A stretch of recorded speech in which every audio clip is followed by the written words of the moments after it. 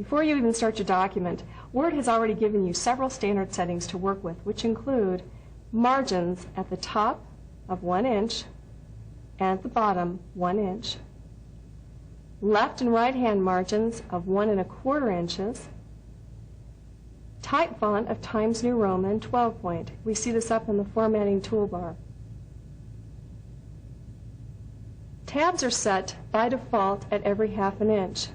Look up in the ruler and you will see here little notches set at every 1/2 inch. Of course, custom tabs can also be set. Line spacing in your text is single-spaced. Justification, that is alignment from the left and right-hand side, is left justified. That is, the text is even on the left-hand side, and on the right-hand side, the text is ragged. Paper size is letter size at 8.5 by 11. All of these settings can be customized for an individual document or for the entire Word environment. We'll start by typing a simple letter. Let's add a salutation.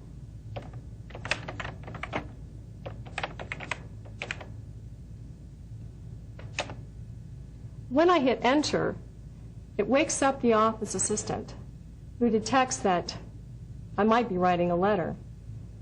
I could take the help, and a little bit later I'll show you how to do that. But for right now, we'll just click on cancel. We'll continue typing.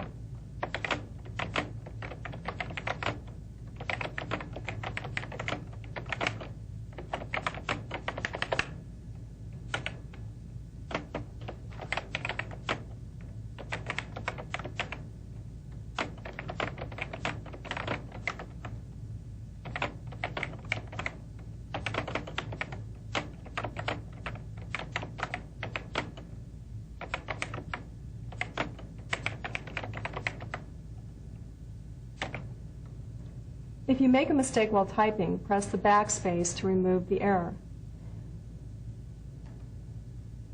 Notice the text wrapped at the right-hand side when the text exceeded more than one line. This is a concept called word wrap. When I want to end this paragraph, I'll hit enter.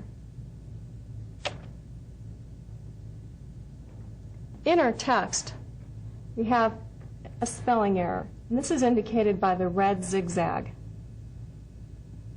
There's several different ways to correct this. For right now, I'll just show this to you quickly because it's quite likely that you might see these pop up as you start your new documents. All I need to do is position my I-beam or mouse pointer on the word, and instead of clicking with the left mouse button, I'll click with the right mouse button. This activates a shortcut menu. Here I have a number of choices, and I'll just pick the correct choice here for this word by selecting the left mouse button. We'll look at spelling in more detail later in this training. Let's click below the text that we typed, and I'll hit enter. To make it a little bit easier to see this text, I'm going to change from the print layout view to the normal view. Several ways to do this. One way would be to go up to the view menu. In here, click left on normal. The normal view is great when you want to focus on the typing or entry of your text, whereas the print layout view is excellent in getting an overall look of how that document will look. Let's continue. I'll close this letter. Here you see an example of autocomplete. Word has a number of automated suggestions for things like the opening to a letter, closing, and other frequently used elements. If I want to accept this, I can simply hit enter. If I don't, I can just keep typing. When you end a paragraph with the enter key, Word adds a special character called a paragraph mark. These special symbols, as well as other things such as tabs and spaces, can be displayed by working with the Show Hide command. The Show Hide button is in the standard toolbar. However, it is not currently displayed.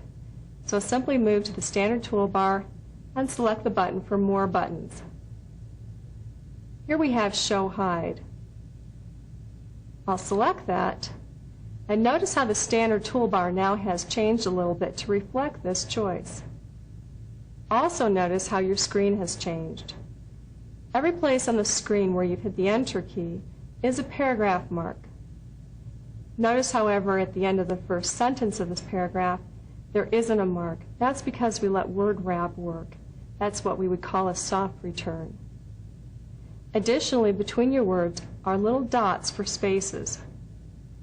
This gives you an idea of whether or not you might have hit the space too many times, or if you use full justified text, that is even on the right-hand side as well, this will indicate to you where Word might have actually put in a little bit extra space to move the text over. Tabs are shown as little arrows. Let's hit the Tab key to show that to you. For right now, because I don't need those, I'll hit Backspace to take those out. The Show Hide mode, that is, turning this on, is very helpful for editing so you can see exactly what was done either by you or by someone else. For right now, though, we'll turn it back off.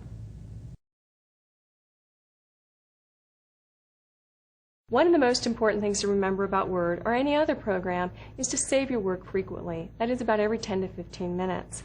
After you save, Word will bring you right back to the document so that you can continue your work. To save this letter, select the File menu. Choose Save.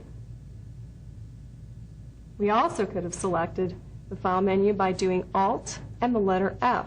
That is, if we want to do a keyboard command, it's Alt and the underlined letter. The first time you save, you get into the Save As dialog box.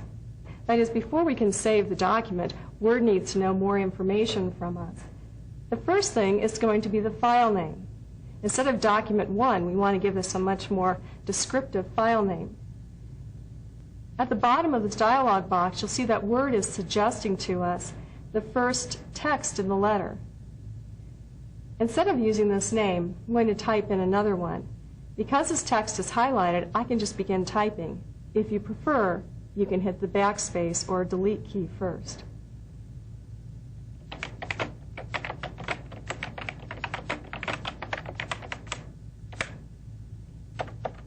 Backspace is good for errors as well. At the top of the screen is a Save In.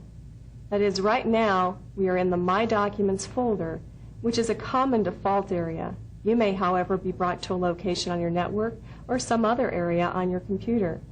If I want to change the location for saving this file, simply click into the Save In. Here you can see different drives, and from those drives we can pick different folders. We'll use My Documents, however. The final thing that we might change for certain types of work would be the file type. This is at the bottom of the screen. Here we're going to save this as a Word document, and that's the choice that we want. However, depending upon how we might be sharing this work, we can save to other file formats.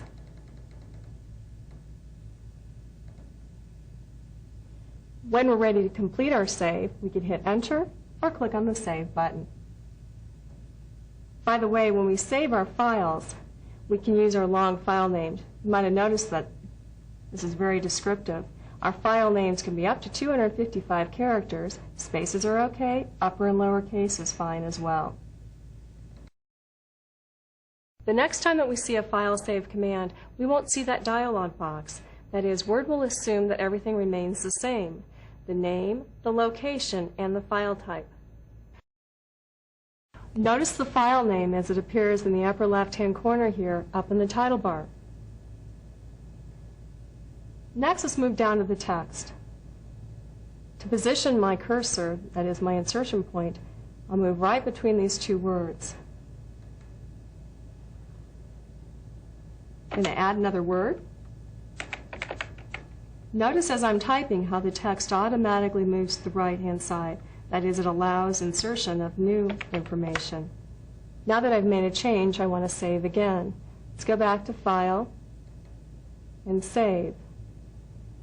To the left-hand side, we see the related toolbar button. That is, if you prefer, you can simply click on this button to save your file. Or to the right-hand side, notice the keyboard shortcut. Control-S is a quick way for you to save your documents as well. Additionally, we have Save As. As we saw before, Save As allows us to change the name, location, or file type.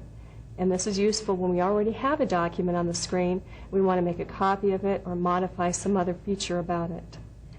Save As Web Page is covered in another Keystone course. Once again, choose Save, and the document has been updated. Next, I'll show you the File Save As command as a way to make a copy of a document. Let's say I want to create a similar letter. Instead of having to retype it, I'll simply take this letter and make a copy of it by going to File, Save As. Next, I'll type in the new name.